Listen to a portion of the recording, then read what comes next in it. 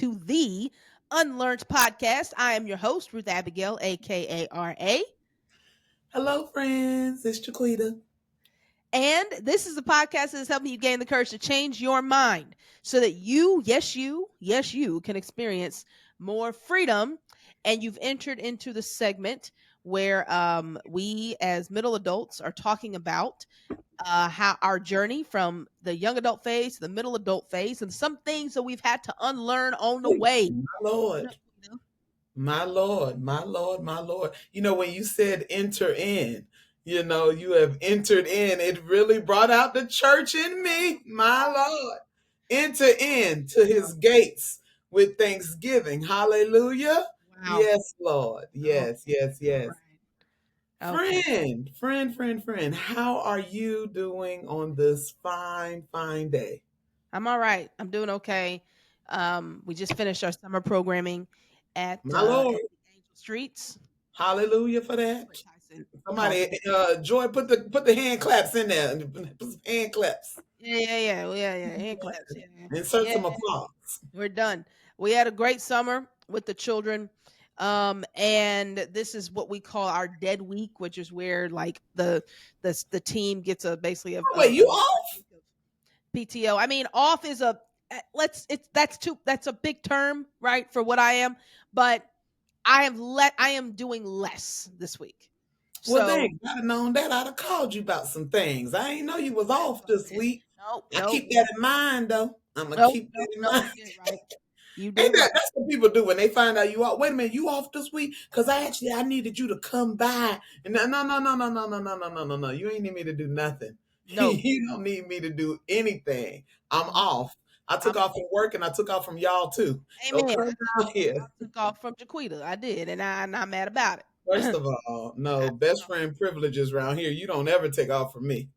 There What? is no, there is no. Okay, I'm remember that. Well, friends, I just want to tell y'all real quick. I'm fresh off the beach. I'm about to say Okay, you just came from I'm vacation. fresh off the beach. All right. I had a little glowy glow. That tan does not last at all. That first day when I was fresh off the beach, oh, I was just bronzed. Okay. It was beautiful. But now I don't know. Somebody take me back to the beach.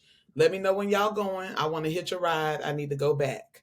So Amen. when you say you're on the beach, do you mean like you be on the beach, or you mean you be around the beach? No, honey. We had an umbrella, some chairs, and some towels, and I laid out on the beach. Oh, I that's was in the beautiful. water on the sand. In the water on the sand. Beautiful. Okay. That is what I did for at least 2 to 3 days straight. Just got up, dipped in the sea, and then came back. Want to emphasize the importance, okay? Black folk. My mama did get a little sunburnt little bit. I know we have this myth that we don't need sunscreen. Mhm. This is not true. All right. Melanin needs to be protected. I thought Make we sure you get some sunscreen. We got sunscreen for us. What's the one? Black people sunscreen. Try that one out. Get Is you a it sunscreen. The one my mama had turned me blue. I was very upset about it. wait, is it called Black People Sunscreen, or we has a real I think name? it's called Black. Hold on, let me look it up because even though they're not paying us yet, they haven't sponsored us yet. Oh, But hey, we wow. open, but it's a good product. I mean, I'm sure it is. It's I a don't good when I go to product, so I don't mind letting the saints know about it. when I go to the beach, I be around the beach more than I be at the beach. You know what I'm saying? Like I like me a good beachside something where I can like be on a porch in a house close to the air and also smell the sea. You know what I'm saying? Like I Mhm. like that kind of beach experience. Yeah. I'll go out every once in a while. I like to fish. I didn't realize I like to fish as much as I do, but I'll like find a like I'll do that. But I need to be doing something other than just sitting. Like at the beach. I need to be doing an activity. Otherwise, I'm gonna sit at the house. I mean, honestly, we did that. We did that. It was actually really, really good. We did that for like a day. We had some charcuterie. I made my mama buy some cheese, some crackers, a little turkey, and we had some little like trail mix and stuff. So we was on there eating our little charcuterie, okay, and it was a good time. We had some books. It fed. I'm not an introvert, but I do. There is an introvert that lives on the inside of me, and it Ding, fed her. ding, By the ding, way, it's ding, ding. called Black Girl Sunscreen. Okay. Black Girl Sunscreen. Go get you some, Black Girl and Black Man. I believe it's universal, but All go right. get you some and protect that melanin this summer, cause we out here glowing, Glowing. Look at you. Okay. glowing. All Yeah. right. All right. Yeah. All right. Cool. Well, that's great. That was good. That was a good commercial break. And now back to our regularly scheduled program. Actually, what we're here to talk about today Oh is yeah. Yeah.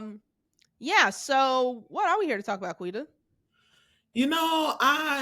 we're really here to talk to you guys today about what we as middle adults have learned about feeling uncomfortable or unsafe. Mm. And just kind of the ways that we've had to learn to manage those seasons where you may be experiencing higher levels of anxiety, or where you may feel isolated, or where you just may feel like, I don't know what to do in those moments.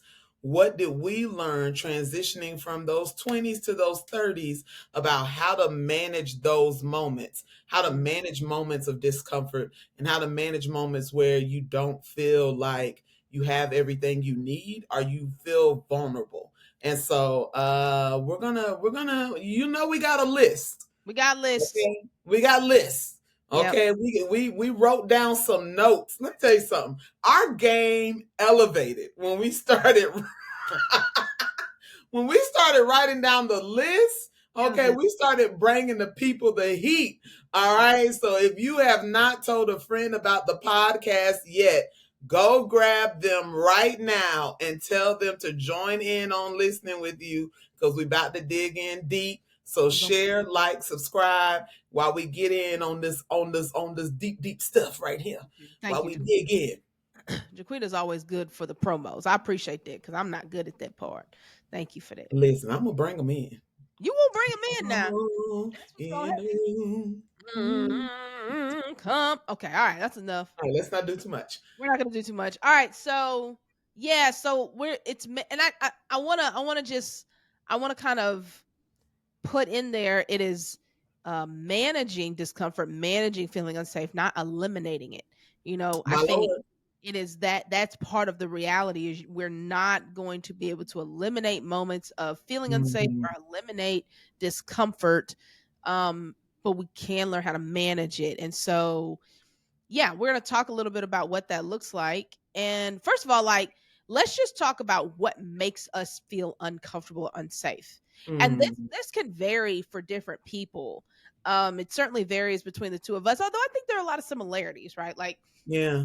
you know, just kind of based on us knowing each other, it might manifest itself a little differently, but there are things that we have in common. It's like, ooh, I feel a little Yeah. I don't like this. Like this feels it feels off. So Quita, what is something that has made you feel let's say okay, so hold on before we do that. Because I do want to make I kind of want a distinction between uncomfortable and unsafe. Like Mhm. there is a real unsafe environment, right? Like where your Yeah. safety is really compromised, whether it's your physical safety, emotional safety, mental safety, spiritual safety, right? Yeah. Like there are real spaces, places, environments, people that are unsafe to be around. That's not what we're talking about unlearning. We're Mhm. talking about unlearning where it feels like you're unsafe, which typically manifests itself in some sort of version of discomfort. And so when you're uncomfortable, it can feel unsafe, but just because it feels unsafe doesn't necessarily mean it is. And so that's Mhm. one thing I want to make that disclaimer on the front end. When we talk about being unsafe, we're not talking about real danger moments. Like you're Yeah. in danger and you need to get out. Like whatever that looks like. So I want to make that disclaimer before we started. No, I think that's an important disclaimer to make. And I think that what we're really talking about is what happens when what you expected is not what you're getting, Yeah. right? Like I think that like it is the moment of transition. Yeah. It is the moment of change that makes you feel like there's something rocking beneath your feet, and you can't, and again that's going to look different for everybody, right? Different things trigger that feeling of Yeah. feeling like, wait a minute, what y'all doing around here? Why are we changing everything? Yep. What's moving? This is not what I expected. Yeah. And how do we learn to move through those moments of discomfort that make us feel unsafe because we feel more unsteady? Yes. And so yeah, but we are definitely, listen, there are some levels of unsafe that I want you guys to never feel or never experience, but those are not the ones that we are discussing on today. No. No, we're not talking about those. So, all right. So, with that disclaimer, hopefully that made sense to everybody. Quita, what are some things, some moments, where you have felt either uncomfortable or felt unsafe? Who? Okay, man.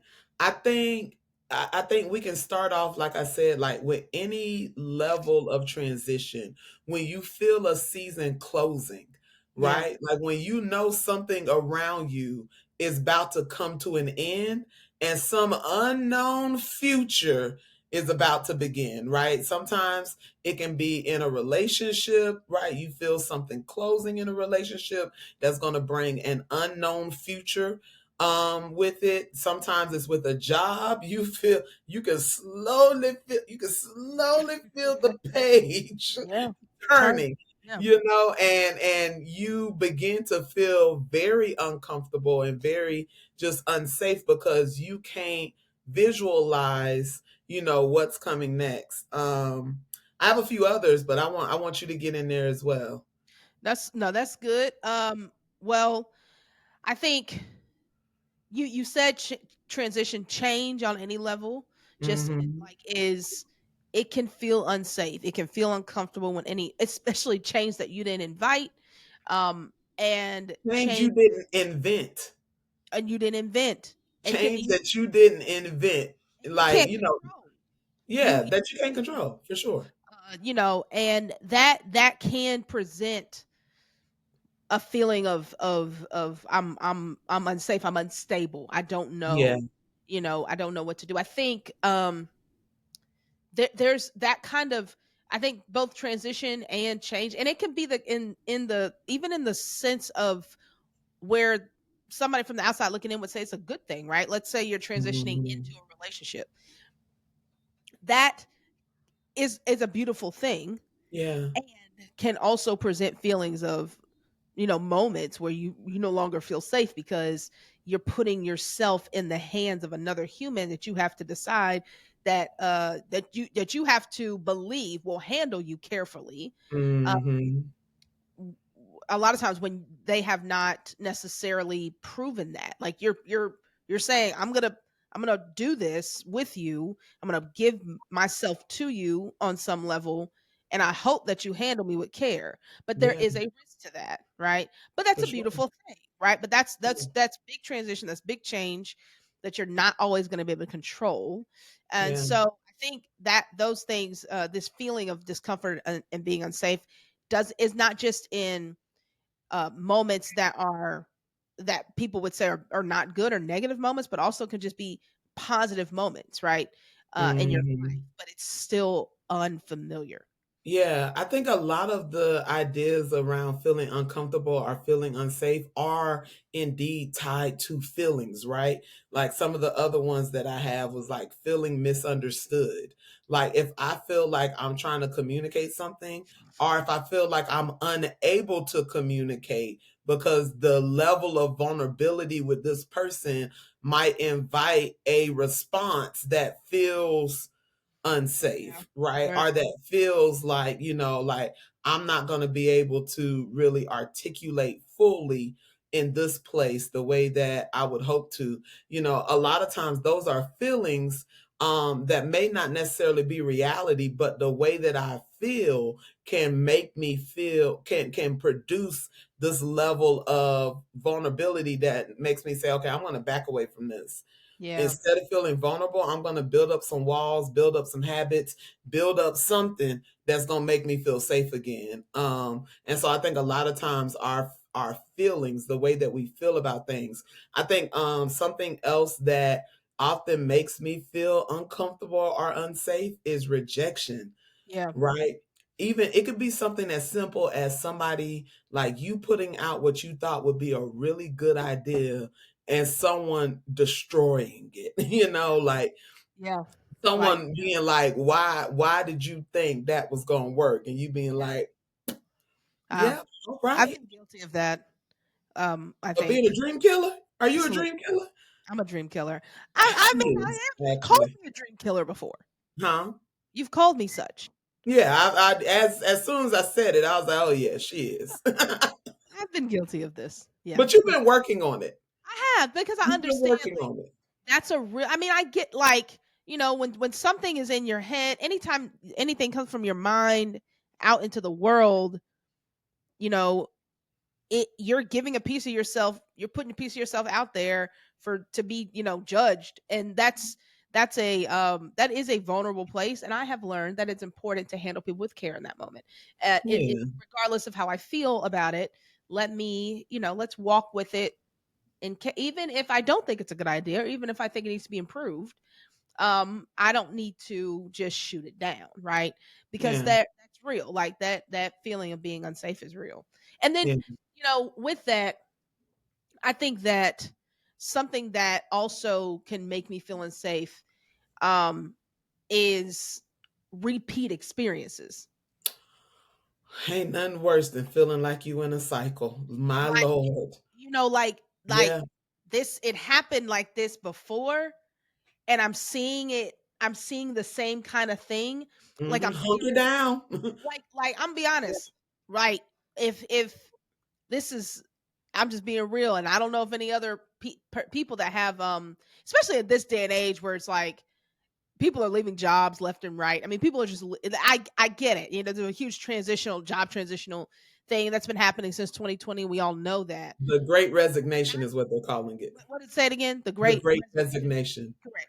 Yeah, so I when somebody comes to me that might be working with us, hey, can we talk? Immediately triggers. Oh, Anxiety levels up. I mean, shoots up, right? They're And up.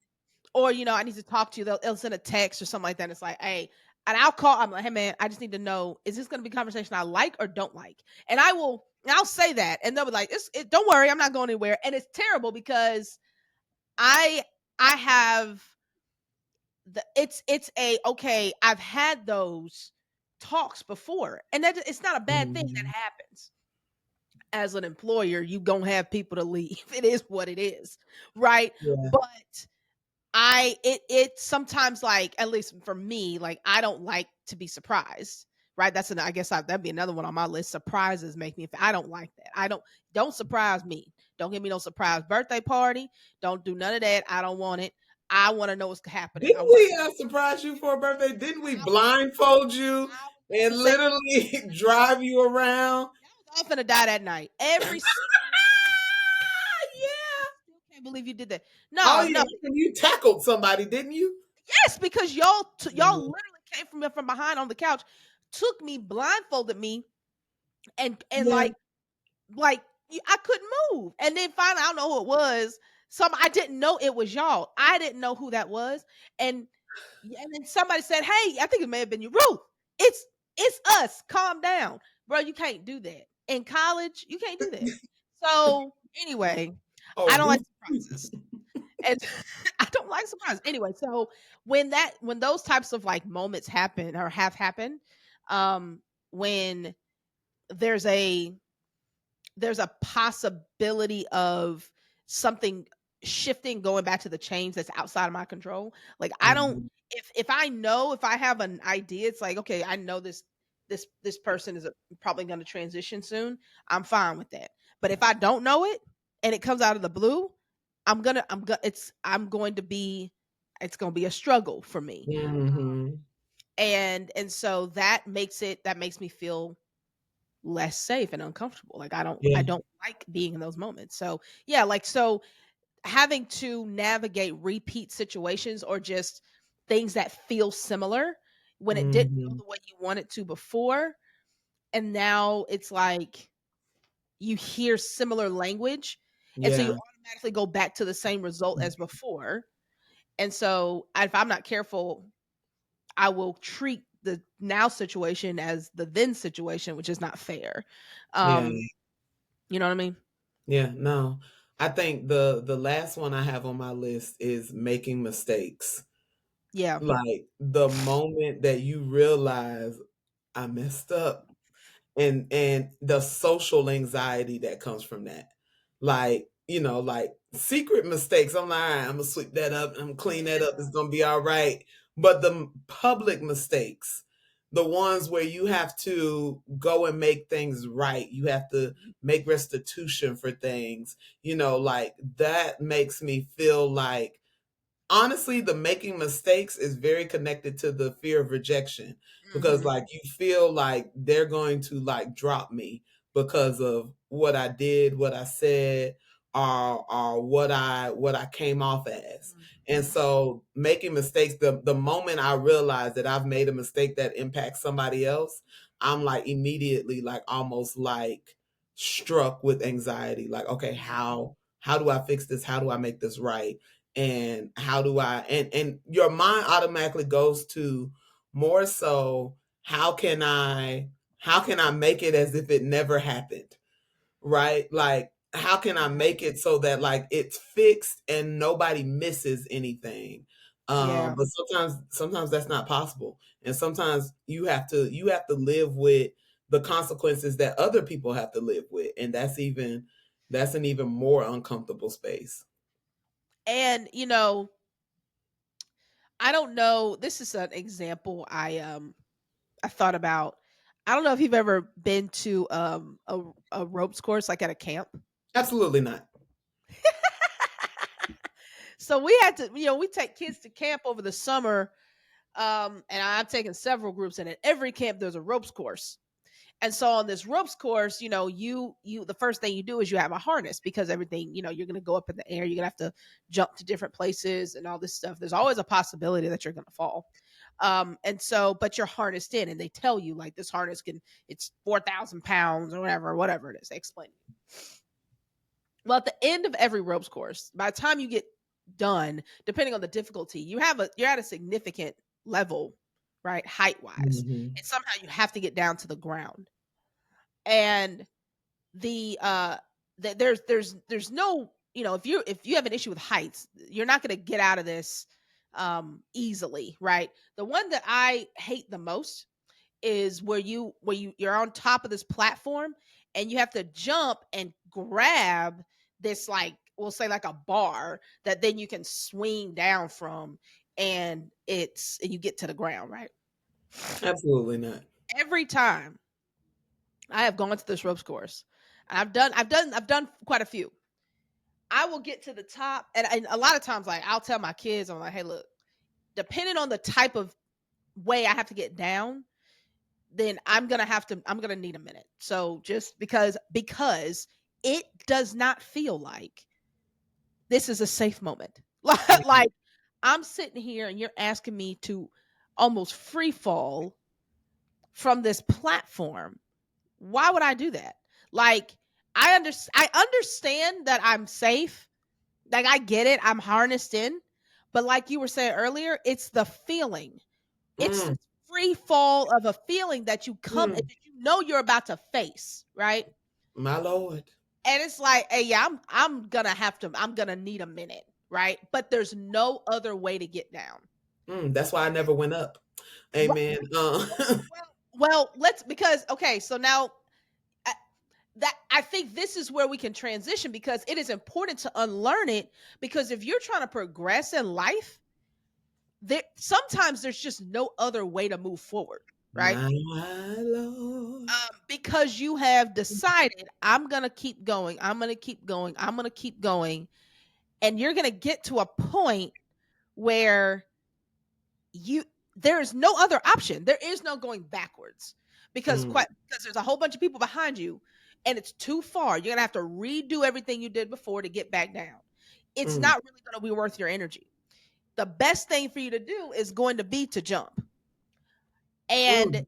you've made Wait a a minute, decision. Ruth. Come on and preach to me, daughter. You made Come on. that's the best decision you can make. But sometimes it takes you a minute. So it's Yeah. like it always took me a minute, depending on the what I had to do. The only one I was most comfortable with is like the zip line because that I It's could. just platform to platform. Yeah, it's just platform to platform, and also like you're. I don't have to jump in the air. I'm just grabbing onto something. And I'm swinging. I could deal with that. But me jumping from here to there with nothing underneath me, and I'm supposed to catch something, you have got to be kidding. There's no way I'm going to be able to do that. You say, who you think I am, Spider Man? That's what they want you to do. Like that's what they were like. I'll just jump, and if you don't catch it, it's fine because you're still going to be caught. It's like, man, I don't want to feel that. I don't want to feel like I'm falling, and so that's the risk we take when we're on this journey towards growth. My Lord, that's good. That's good. And there's so many words in that. I think that you get to a season where you realize that, like, God has gotten you to a point where your only choice, the Yeah. only decision that you can make is to jump to the next place that He has for you. Like, it's either stay still, Yep. don't progress, don't move, don't get everything that God has for you. Don't and there also comes a moment where He doesn't even give you the opportunity to stay stuck. You will Yep. get pushed out of the nest. You just got to go. Yep. You just got to go, and it is not, it's one of those things where you have to trust both the one who created you, and you have to trust what He created in you. You That's have right. to trust that you have what you need to get to where He's sending you. That's Amen. all right with me, Ruth Abigail. That's all right with me. Man. So that's kind of the context of this discomfort and unsafe thing. It's a reality. Mhm. It's just part of life. So the question is, what are some things we've had to unlearn while navigating those things? My Lord. You So want me to jump in? I do. I do. I want Okay. All right, let me get in there. All right. The first thing that I feel that I had to learn, one, I think that I was mischaracterized in my 20s as you. being overly emotional, Mm, like because I have a personality that thinks while feeling at the same time. And so I'm kind of processing my thoughts and my feelings at the same time. And sometimes it can be difficult to emote because I'm literally thinking through my feelings. One thing, but in the beginning of my like mid 20s to late 20s, I kept getting told or being told that like you have to like basically get over your feelings. You have to push them away. You have to not let them matter. You have to not recognize them, and you have to just keep pushing forward.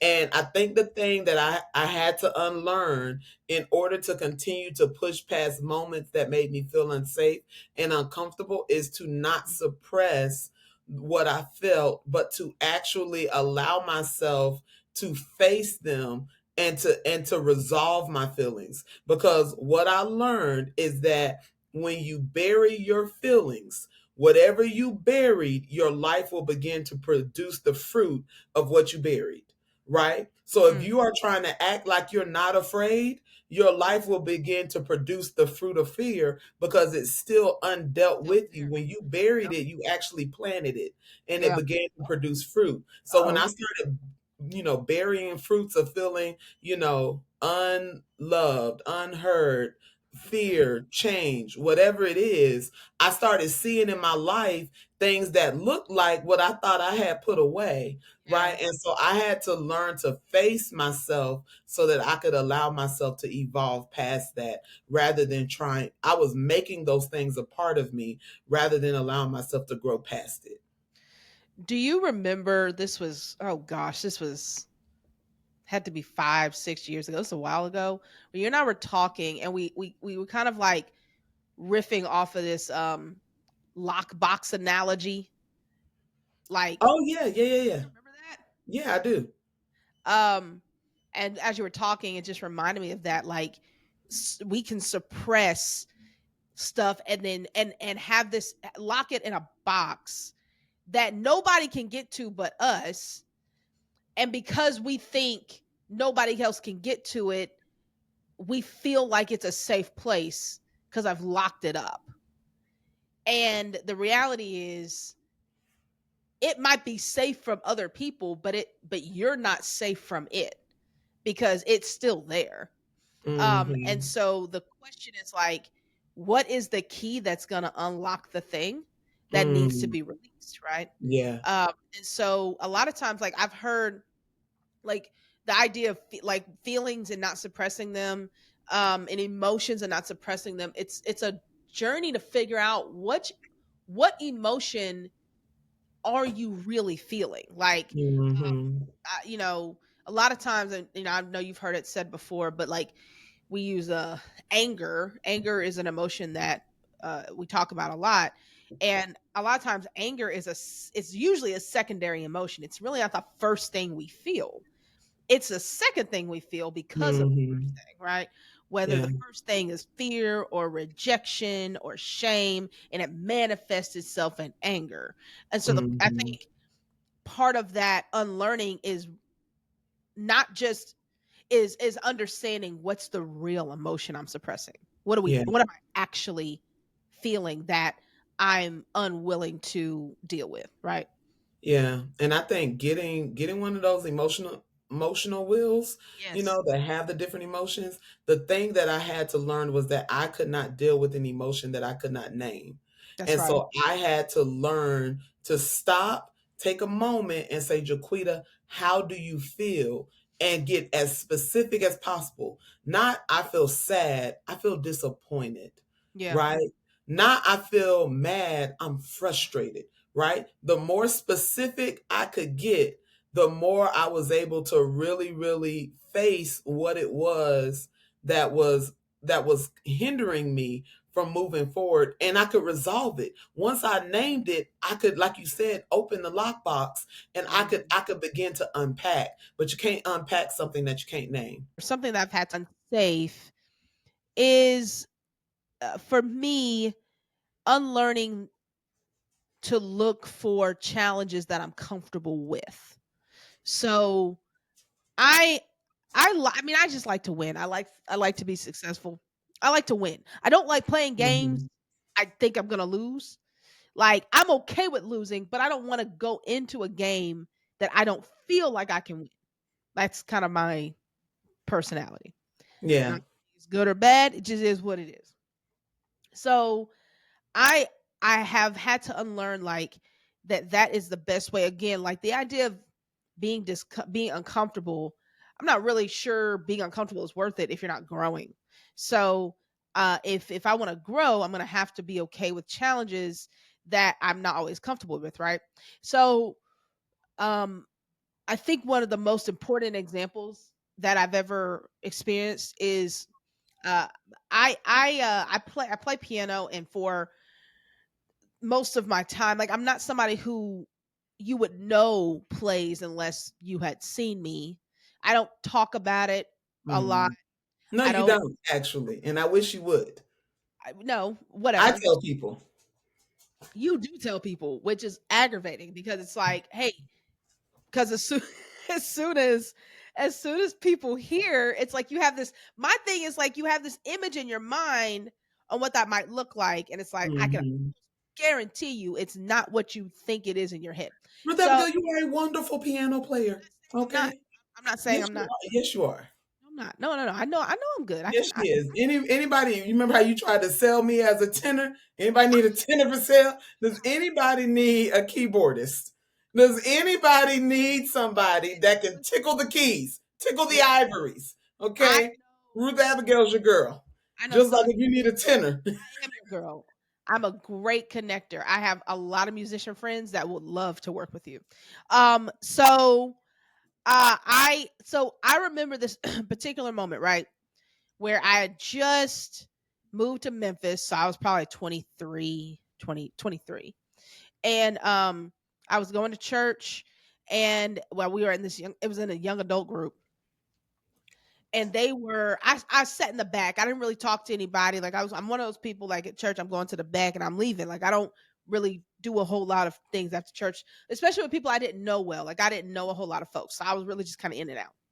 So I sit in the back, headed out the door. The one of the announcements that they made was that they were building a band for the young adult service.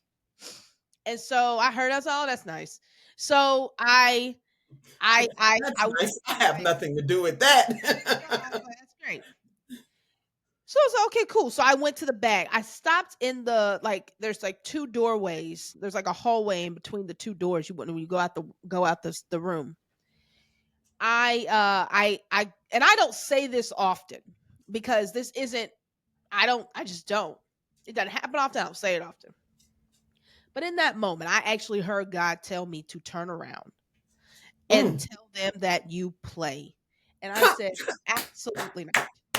Um, Not absolutely not Ruth Abigail. I did. I said, no, I'm not going to do that.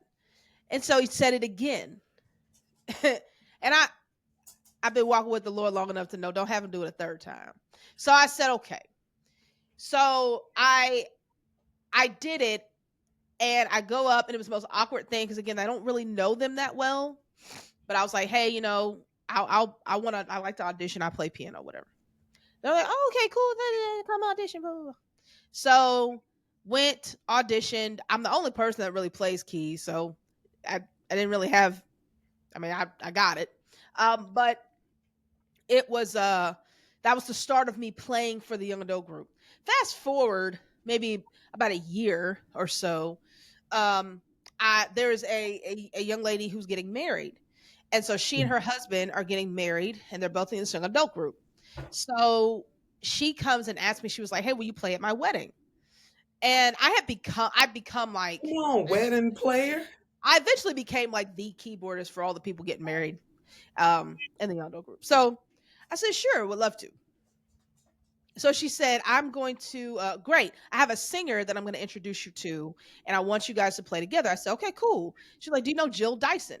Now, Jill is now shoot 13 years later, a good friend of mine, and We love Jill. Hey, Jill. hey Jill, what's up, Jill? We co-founded Angel Street together. So this is kind of the origin story of that. And so I met Jill as a result of somebody from that young adult group asked me to play on their wedding and put Jill and I together because she was singing at their wedding. And so we had to play together at this wedding. So that's how Jill and I met. I Mhm. go back to that point so often because that moment Mm. defined the next 13 years of my life. Like Wow. co-founding an organization, now leading that organization and being able to make the impact we've made with young ladies and all this stuff. That I'm not saying it wouldn't have happened because I don't God could do whatever he wants to do, but it wouldn't have happened with me. It probably wouldn't have happened the way it did. But the reason that I met Jill is because I said yes to being uncomfortable. And My God. But I think that it is always the moments where you said yes when you didn't want to. Those are the moments that yield the greatest results. It's 100%. not the yes that you planned. It's 100%. not the yes that you desired or the yes that you wanted. Like I can honestly say that there have been so many times in my life.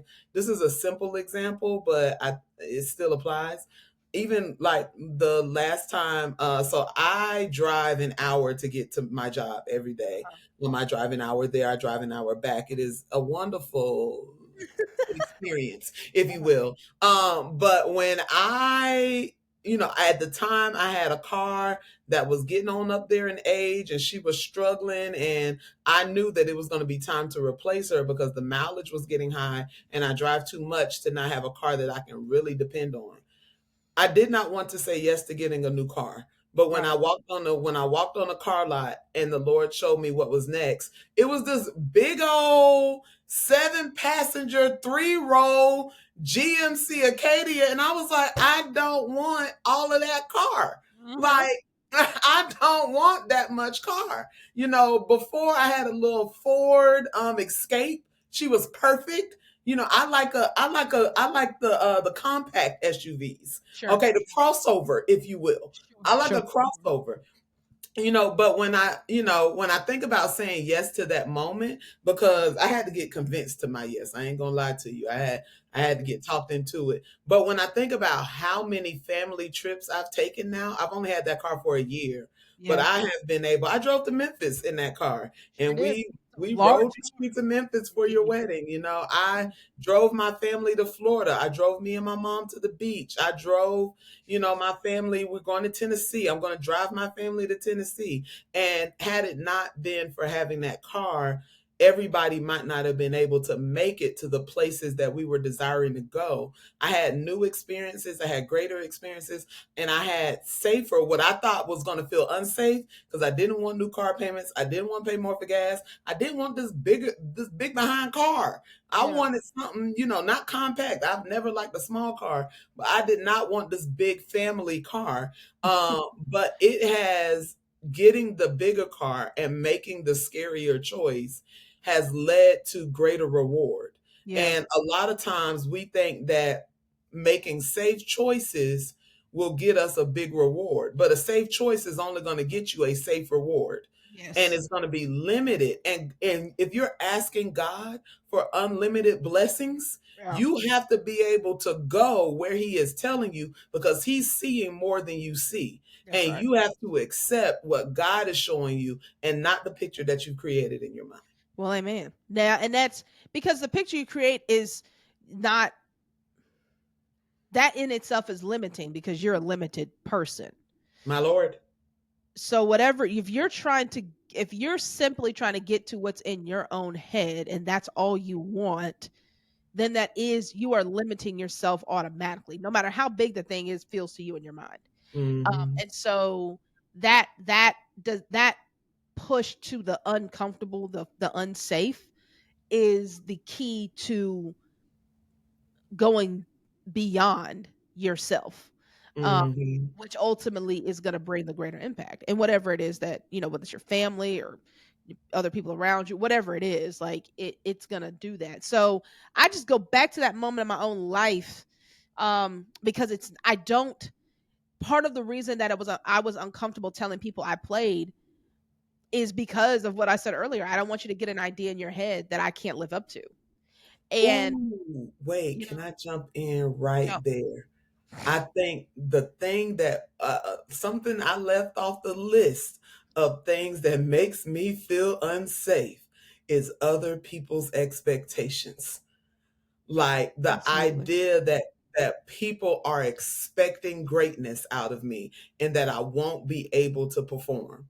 The fear of not being able to perform, right? And I need you to talk specifically about how you push past like that specific fear of like not being able to live up to other people's expectations. I mean, I think the biggest thing in overcoming that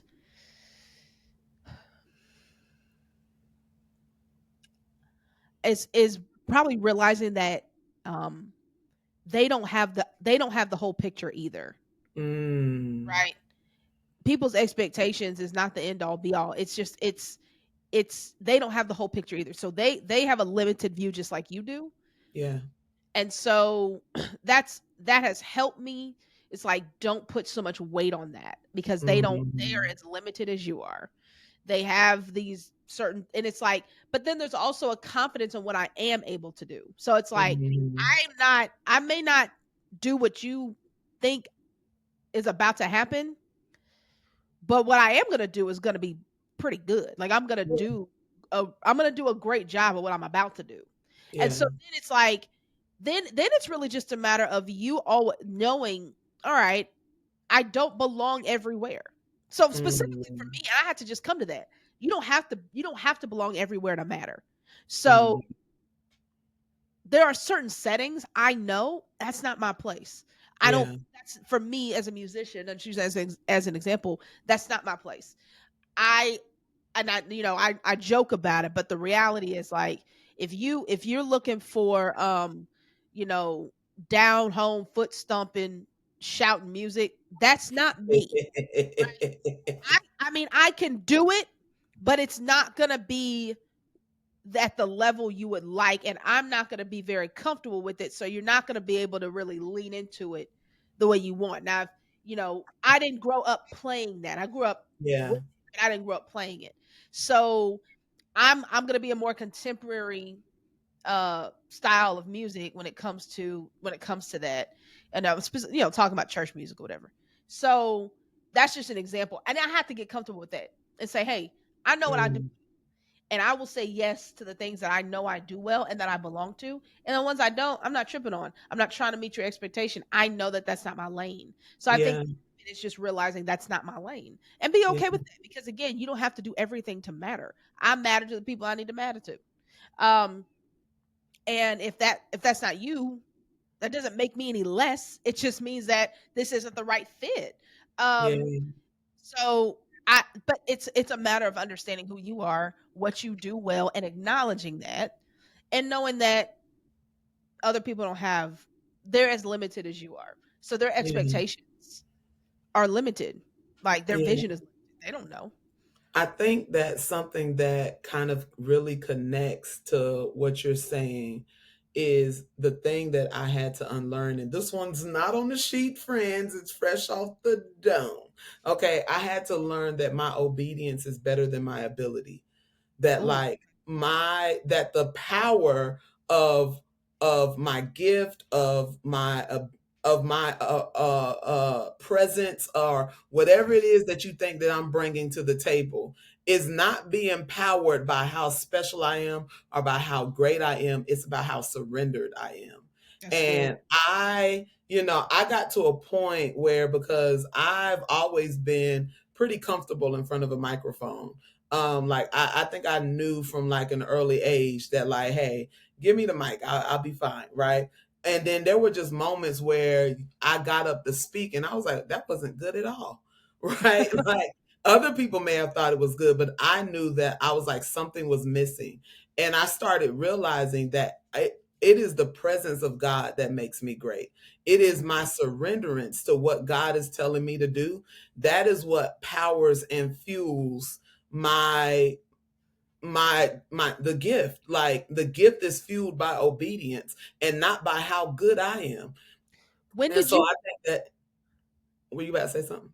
Yeah, I was just gonna ask, like, when did you learn to be comfortable with that? Because I can imagine that posture of surrendering can't be comfortable, Mhm. right? No, it's not. Let me tell you what really taught me the posture of surrendering, especially when it comes to speaking. When I learned the difference between speaking and preaching, right? Like, because and I started surrendering and speaking, because now every time before I go out to speak anywhere, I did a presentation this morning that I've literally done a million times, literally, like telling parents about how to get their students involved. I've literally done this presentation a million times. But before I walked out there, I said, God, are you with me? And he Mhm. says, always. I'm always with you. I always got you. And I'm like, all right, as long as you with me, I'm going. Right. And so I started learning to do that, because there is no worse feeling, because once you get in front of people and you have the microphone, there's no like retreating back. Like, there's no, oh wait, I forgot to study this, or oh, Right, I forgot to gather my point here. Like, right, you're in the moment, you gotta go. And when right. you get to the moment where you don't know what you're gonna say next, and you're wholly depending on the Lord, Yep. right? Like, I learned surrender in those moments. And I learned to not trust my gift because my gift is so good, but I learned to trust my gift because my gift is surrendered, right? And as long as I am actively practicing, like telling God, like, hey, it's not me, I have no power of my own. I'm not, the last time that I preached freaked me out. Because I was sitting there, I was like, all right, Lord, where are my notes? Give me the notes. And he was like, ain't no notes. And I was like, so no notes. So I was studying and God was speaking. He would not let me write anything down. Yeah. And it was probably the point of highest surrender that I've ever had to, like, really be in, to the point where I'm up there and I'm like, I know it's all in here. I know it's all in here. I have no idea how this is about to come out. I have no idea the delivery, right? My Yeah. job is to surrender and to make myself a willing vessel. I don't necessarily get to decide what's poured out, right? And so are not necessarily what's poured out, but how it's poured out. Like, Yeah. you know, and so I've had to learn how to trust God more and more with more elements of what I do and how I do it, especially when you're leading people. Yeah. Especially when you're leading people. Yeah. You know, like you not that big and bad that you just gonna be the best leader anybody ever saw. You're gonna have to learn obedience. Yes. You're gonna have to learn if you are not being led, preferably by the Lord. But if you are not being led, you are not going to be a good leader. If Absolutely. something in you is not surrendered and made free and made right and made well, you are not going to be a good leader. Absolutely. You have got to be led in order to be able to lead. Because I think that, again, going back to this is limitation thing. I don't know why this is just keep, but like, we're limited. You can't believe that you've got everything inside of you, and that's, I don't want to go off on this tangent, but there is a message that is a cultural message that, all you need is what's in you. And I just don't believe that. It sounds good, but if all we have is what's in us, and we have no the humility that is needed to accept things that we don't understand, that we can't see, that we don't know, learn from others, learn from other experiences, learn from wisdom, and ultimately learn from your creator, because you don't have a perspective beyond just you. So the Mhm. idea that it's just all inside of you is a flawed idea. It's a nice philosophy, but there's too many flaws to it. And so, to your point, this idea of surrendering, because there's always going to be a point to where it's you don't going further, going back to the jumping analogy, there's going to be a point where there's no more platform, Mhm. and you're going to have to either stop Ooh, or jump. my Lord, there's no more platform. And at some point, when you get to that platform, you have to, like, it's just, you've come to the end of yourself. You've come to the end of the thing that you know. So the question is, what are you going to do? You going to stop, or you going to keep Ooh, going? when you And come to the end of yourself, that's going to happen. yeah, a It's going to, child, yes. that discomfort is the only way, again, for you to move forward, but it's not a belief in yourself, because you have come to the end of yourself. Yeah. It's got to go beyond that. I just thought about, the apostle Paul, I believe is Second Corinthians 12, when he asks God to remove the thorn that's Yeah. in his side. And he says there's something like, as he is asking God to remove that thorn, and he said, I asked the Lord 3 times Yep. to remove the thorn. I believe there's a part where he says, I will come to revelations of the Lord. Like God will speak to me, but this thorn was given, like so that basically he could remain humble and dependent on God. But the thorn is producing something in him that allows him to go draw nearer to God and to draw nearer to what God is pulling out of him and pushing through him, Yeah. right? The revelations don't come unless you allow the thorn to do the work that it's supposed to do in your life. That's right. Um, and so I think a lot of times, we spend so much of our life trying to pull the thorn out ourselves. Yeah. Like we like, hey, give me that big clipper over there. Right. Let me get that big clipper, see if I can get the thing out. Give me the pliers. Let me get the Yep. pliers. And, Yep. and we spend so much energy trying to remove or trying to move away from what God is using to actually build up something in you, which if you would allow, kind of moves to my next point. Come on. Okay, If you so allow. one thing, if you would allow, daughter, okay, but one thing that I absolutely had to unlearn was I had to stop focusing on building accomplishment, and I had to focus on building character. Yeah. Right, I wanted to be Really what I was trying to do when I was in my 20s was that I was trying to prove that I could do that. I was trying to prove to other people and honestly to myself, because of my own feelings of insecurity, low self-esteem, feeling almost aimless, feeling worthless. I wanted to prove to myself that I was a person of purpose, Mm. right? That I was a person of impact, and that Yep. I was a person that could have influence, and that could produce something in the world. And so I started just doing stuff, right? Around that time I started a blog. um That's right. I started a blog because somebody told me you don't do enough, right? Huh. You're not doing anything. Every time I look at you, you're not doing anything. And I was like, well, doggone it, I'll show Here's you. a blog. All right, here's a blog. And I'd be sitting up every night writing my blog, like, look at me and doing the thing, right? And so don't tell me I ain't doing nothing. Here I go. Here I go. Right. And so I'm, actively working on like putting this blog. I didn't I mean, I advertised a little bit, but I was just focused on getting something out. Like I Right. needed to produce something to make me feel like I was being impactful or purposeful. But what I didn't realize was that it was not my growth was not in my productivity. It was again in my ability to say, Jaquita, look inwardly, not outwardly. Mm-hmm. Right. What is God? And I didn't know to do this at the time. Retrospectively, I look back and I say that blog. Literally, I had one comment on that blog. I think maybe three. I think maybe like 8 people read the first blog, and Sure. I wrote 20 other blogs. Sure. Who Sure. the devil knows if anybody ever saw it, But I was pushing out content. But what Yeah. it built in me was discipline. Yeah. It built the Yeah. character traits of I started believing in my abilities. It built Mm. up my self-confidence. It built up my ability to be able to be introspective and Yep. intuitive. That as I was going through life circumstances, I was like, "Oh, I could write about that. Oh, I could go put that in my blog. Oh, that's going to be this week's blog post." Right?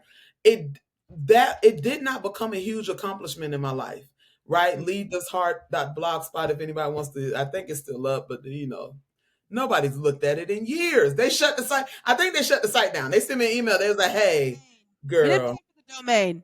It's not yeah, there. yeah. They're like, hey, child, ain't nobody really looking at this, so we're gonna free this internet space up. You can I got evicted from that blog, okay? But that blog produced in me, it was working out my gift. Yeah. And it wasn't the blog itself didn't change any lives, but it built up a person that could be humble, that could be dedicated, that could be disciplined, right? It built up this character that was able to go into the next level of my destiny, right? Yeah. And one thing I teach people when I do seminars and workshops, amen, book me, all right? When I do seminars and workshops, I teach them that your character, the stability of your character has to be able to carry the weight of your purpose, Yep. right? You have to have a character that's built up in order that is able to carry what it is that you say you're going to do, who it is that you say you will become, That's right. right? And I emphasize that we are human beings, not human doings, That's right? right. I had a student, his name was Zach. We called him Zach Attack because I'm corny, but it was a fun time. He came to class late, literally every day. Here comes Zach. 10 minutes, 15 minutes late, not turning in the homework. I taught college skills, y'all. Freshman seminar. We learning personality types, time management, learning styles, not necessarily simple stuff, but it's the class is all about you. You should get an A, is what I'm trying to say. You should get an A in college skills. That's Sure. not a secret. He was Sure. failing because he was not doing any of the homework. When Yeah. I took him to the side, I said, Zach, what do you want to do? What is it that you're aiming to become? And he said, I want to be a doctor. I said, sir, you are not exhibiting the character of Mm. who you say you're going to become. And if you put doctor on top of this character, your dreams are going to fall through it. And a Yeah. lot of times our dreams fall through, not because it's not in us to do, not because we're not gifted enough, anointed enough, talented enough, knowledgeable enough, wise enough. It's falling through because you have not built up the areas in your life that will be able to sustain the weight of what it is that you're hoping for.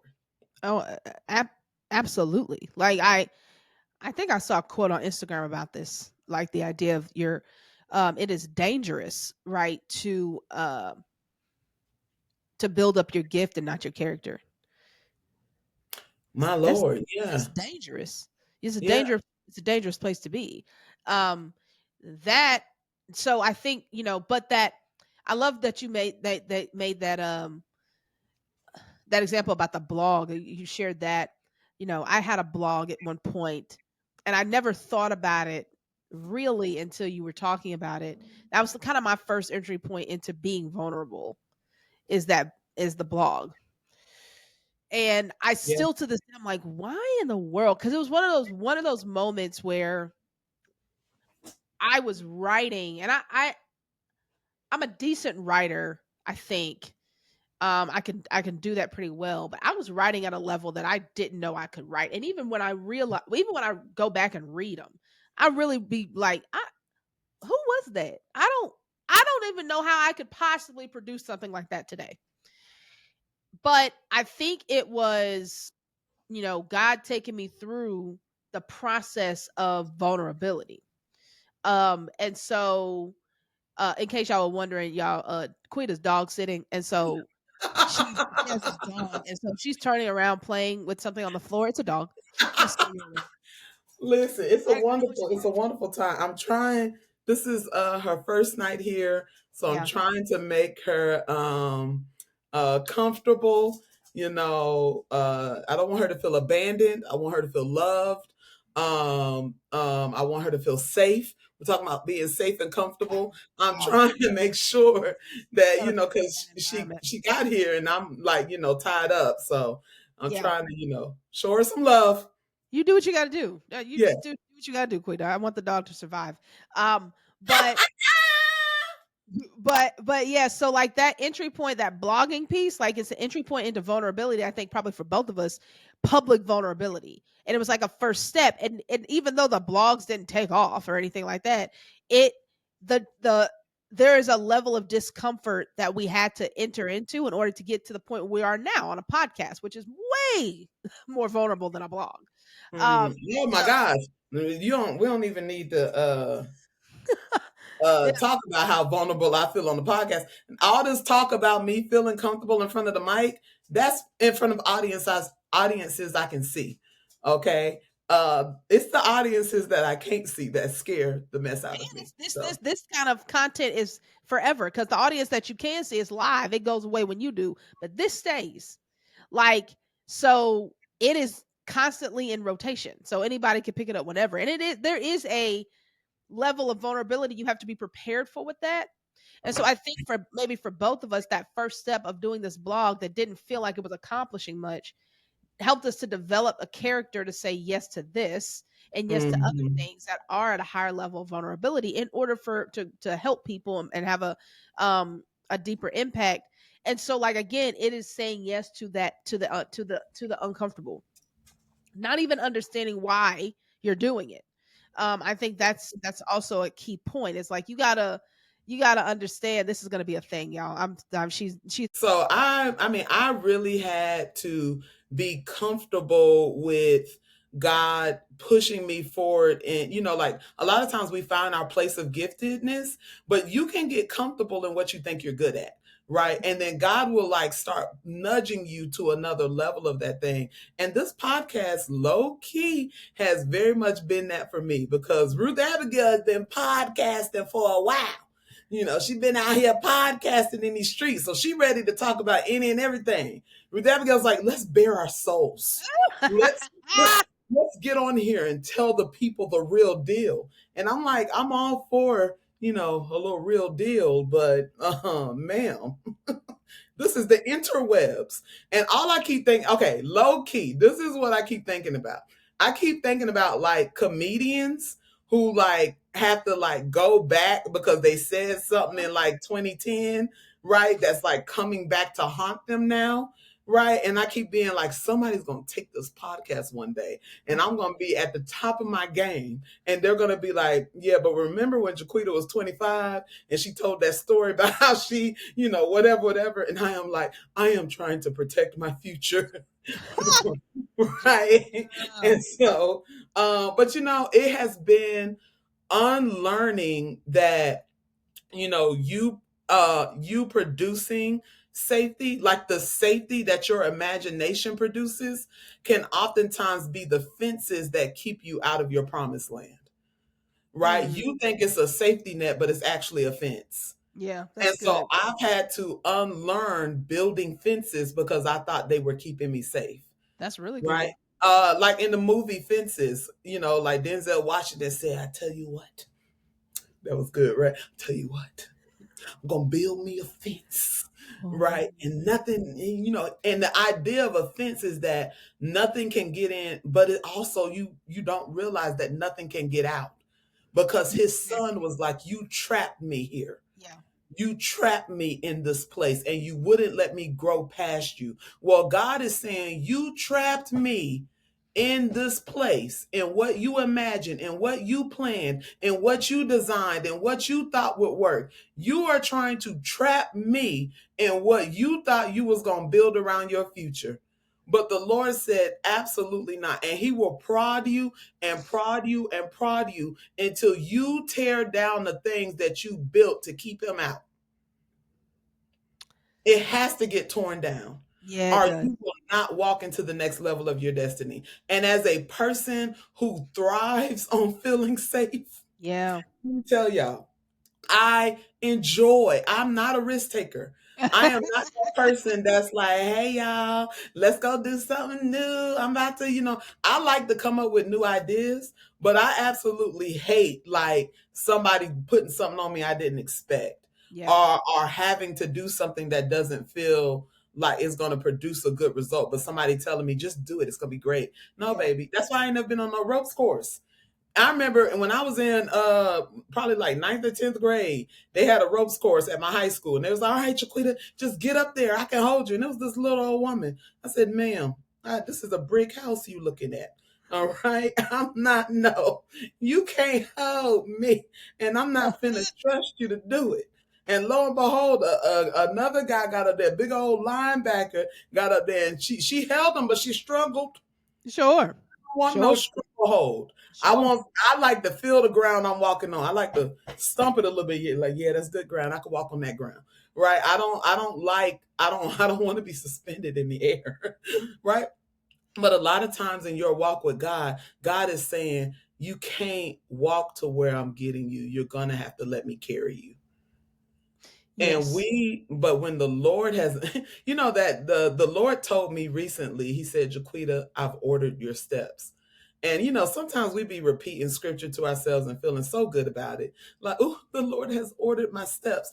Well, baby, you don't know what those steps look like. These ain't baby steps, right? The Lord has not ordered for you to inch your way to a promise.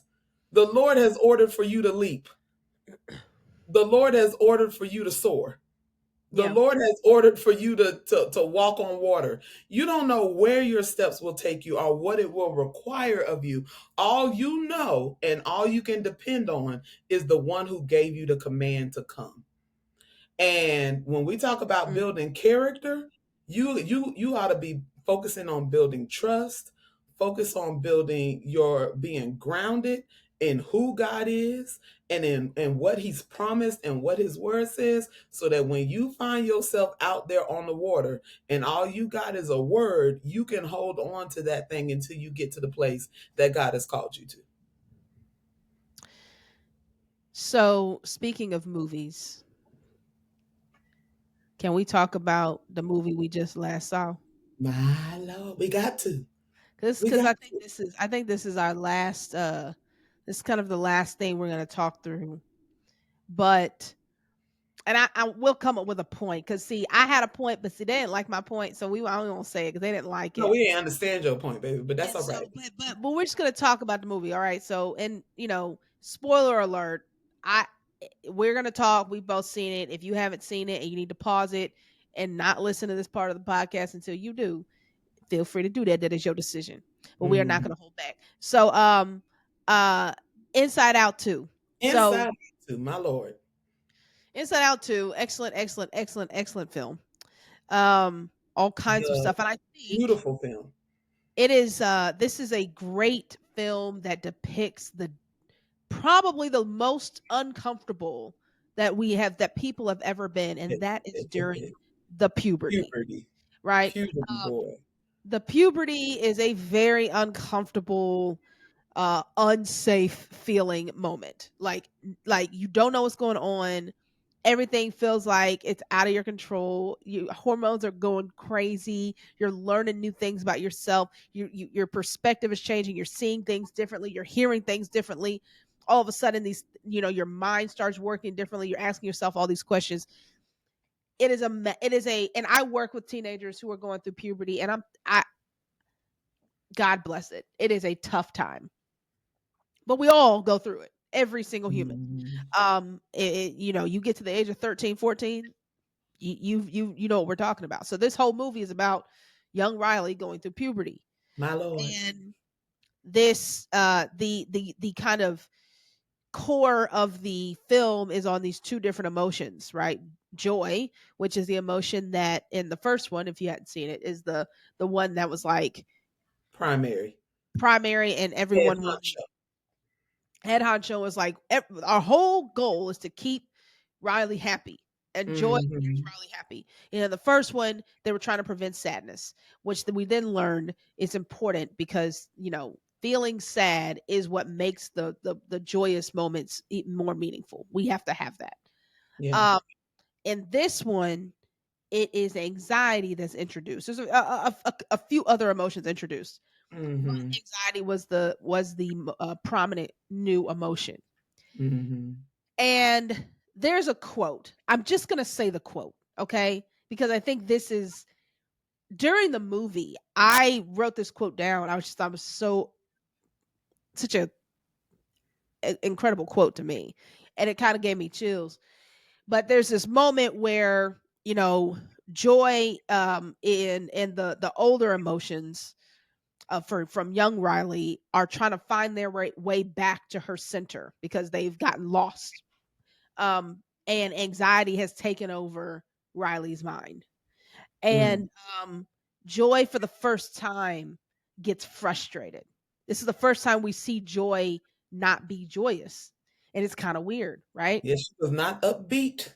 She wasn't upbeat. She was frustrated. She was upset and almost to tears.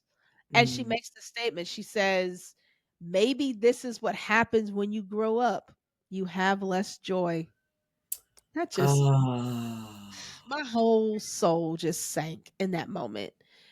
I was like, "Oh my gosh." Like, but I think that's so true. I think that that's such a real feeling that adults have. Like when you start to get older, it's almost like you accept having less joy in your life. Mm. Mhm. Um because these other emotions start to take over.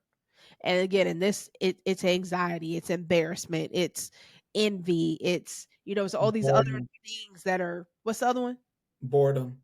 Boredom, yeah, that are introduced, and joy becomes less significant. And so that that feeling of discomfort, a lot of times, I think when we become uncomfortable, it introduces new feelings that now Mm. we have to figure out. But Mhm. in doing that, what we have to unlearn is that joy is not an emotion that you don't get to have, Yeah. even when you're uncomfortable. Mhm. Joy is still present, can still be present when you're uncomfortable. Um, and I would Mhm. argue that it's vital that you keep joy in moments of discomfort. And so, but it's a lot of times the first thing to go, Yeah. you know? Yeah. No, I think it was the interesting part to me was how anxiety came. Joy was running the show, right? But when when the lights started blaring, they bought in the new board and everything. Anxiety came in and literally set up shop, right? Yeah. Like anxiety planned and absolutely executed a takeover. Like, and so when you think about like, and it started off as small. It started off as, oh, well, let me try this. Oh, well, we need to do that. And then anxiety started saying, I know better than you, Joy. Right? I know more. You think you know what Riley needs, but this is a new version of her. I'm I know better. I'm protecting her. That was the I'm whole. protecting her. I am here to protect Riley, to Hmm. make sure that we're aware of all the possibilities, and we're prepared for all the possibilities of what could go wrong. Hmm. This is a protective measure. So Joy Yeah. let me protect her. Go ahead. No, no, no, no, no, no. And so it's almost like we get the sense of like that we don't need joy because joy, the fear is not having joy. The fear is losing joy and never getting it again. And so you begin to feel safer without it Yeah. Yeah. because tasting, like getting it and losing it hurts so much, right? Even in the movie, as you start watching Riley, like she's like pushing away from her friends, she's trying to figure out who she is, when, because eventually, not to tell the whole movie, but Joy got, they kind of kicked Joy out. Anxiety kicked Joy out. Yeah. Anxiety had them launched out, like, and put her feelings in disarray. But the her Riley trying to navigate a world without joy, where Yeah. and anxiety becomes immediately self inwardly like reflective. Like, I gotta protect me. I gotta focus on me. I gotta think about me. I gotta set me up for success. I gotta not, and it is a space where you become so consumed that like joy, the big moment that everybody's talking about. I've seen your TikToks. All right, they're pretty funny. All right, I've seen the Instagram reels. I've seen y'all shouting on the word when Joy came in. Yep. Joy came back Yep. like she never left, and anxiety was in a tizzy. Anxiety was swirling around and nobody else knew what to do, but Joy fought her way through the storm, right? Fought her way through the storm that anxiety had produced and said, anxiety, you have to let her go. Mm. Right. And I think that that's such a powerful moment that so many people have picked up on Yep. because you have to learn to release the idea that you can protect yourself or Yes. release the idea that you can create and produce a future that looks like something to you. And you have to just accept, like Riley did at the end, where she welcomed joy. You have to get from the point of feeling like you need to protect yourself to feeling like I am welcoming joy back into my life. Um, and yeah, I think that we have to unlearn that. We have to unlearn that joy is fleeting and we have to learn how to create joy even when it feels like it's not there. And I also think we have to unlearn that anxiety is safety. Mm. Because that whole protective measure is about feeling this like it was a, and I think what I love about the way that they kind of frame the character, it wasn't like anxiety was evil. It wasn't like Mhm. she was in a state of like I'm trying to hurt, like I want to destroy her. It really was a, I genuinely think I'm helping. Mhm. And it got out of control. And Yeah. so this idea that anxiety is my way to feel safe. When I when Mhm. I when I allow anxiety to take over, and when I would even say it like this, when I am in a state where I'm trying to predict and Mhm. predict and Mhm. prepare all the time, it makes me feel safer. But then it gets out of control. And that's where oftentimes, and I'm making this statement, I'm not a clinician, I'm not a psychologist, but I'm saying this based on what I've experienced and seen some in other people. that leads to it leads to a feeling of depression, because when you Mm, start to predict, prepare, and like you said, it's just an internal, now all you're thinking about is what can go wrong. And so mhm, there isn't a space for like positive possibility, where all I'm mhm. doing is predicting and preparing for what could go wrong. So joy does get lost in the mix of that. And Yeah, so when I live in that reality for too long, then it begins to put me in a depressive state. And so, yeah. to your point, joy does feel like it's fleeting at that point. Like, where am I? How am I ever going to get back to a place of joy? And Mhm. so anxiety feels safe. It's That's crazy because anxiety, that is such a contrary statement because yeah, I feel like anxiety is the thing that we've been fighting, especially since the pandemic, right? yeah, Like people like, I work on a college campus. And so like people are, constantly saying like, how do we help students navigate anxiety? How do we, but it is the safety net that we built because we felt like we didn't know what was going to happen. We didn't know what life was going to look like. And so we allowed anxiety to set up shop, and it did make us feel safer. it it, did. it you know and I also think it made us feel safer because again, anxiety is about protecting you.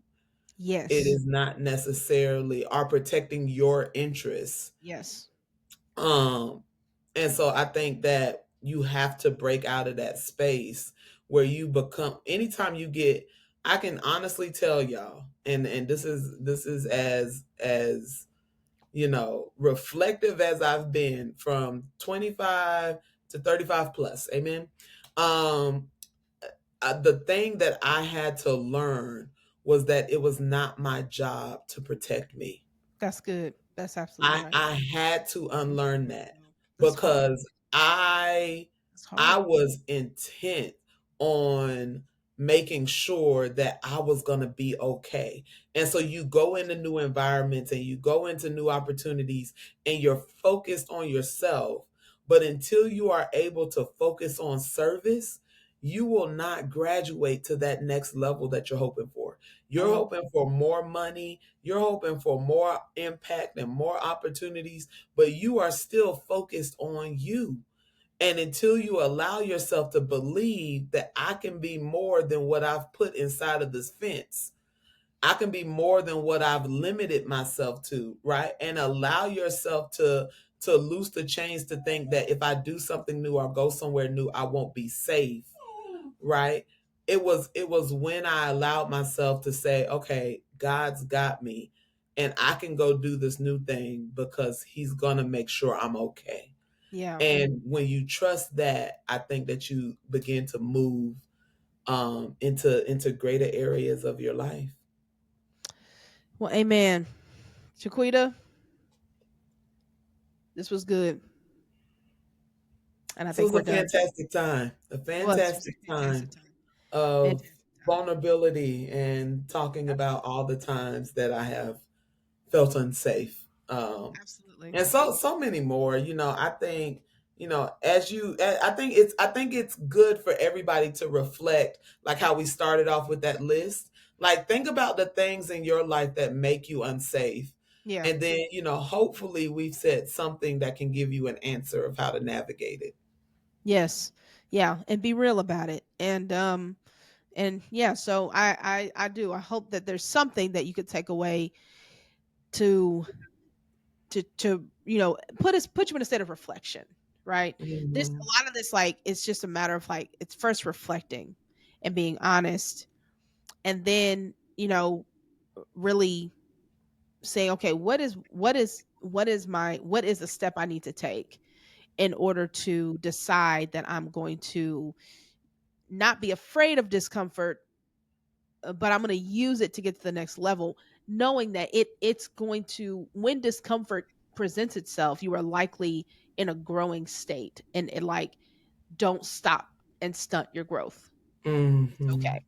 like you're moving, and that's a good thing. And so when you come to Yeah. these points, it's a good thing. And seeing it like that. So we hope that what we've talked about maybe can help with that. And we also hope that if you think that this could help somebody else, what are we going to have them do? Quita, what We're do we going have to them do? have them first like it on whatever platform you're looking at. Like it so that other people can find it, right? We really want to make sure that the message is spreading and that everybody is getting access to the material that we're putting. So whatever like, love, we want you to make sure that you are interacting with us. So we want you to like, we want you to share with a friend, right? Share with, if you have a young mentee, if you are a middle adult like ourselves or an older adult.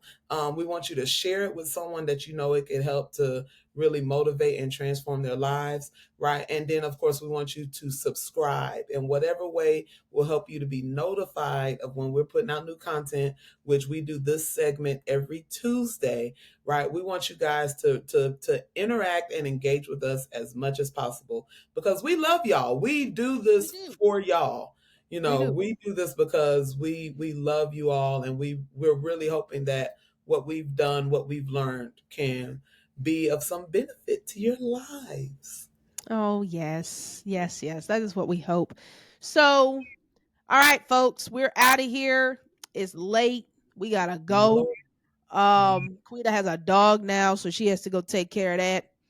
And Lord. um Pray my we're strength in the Lord, saints. yes. Pray my strength in the Lord. Amen. We're going to pray for Quita. Put your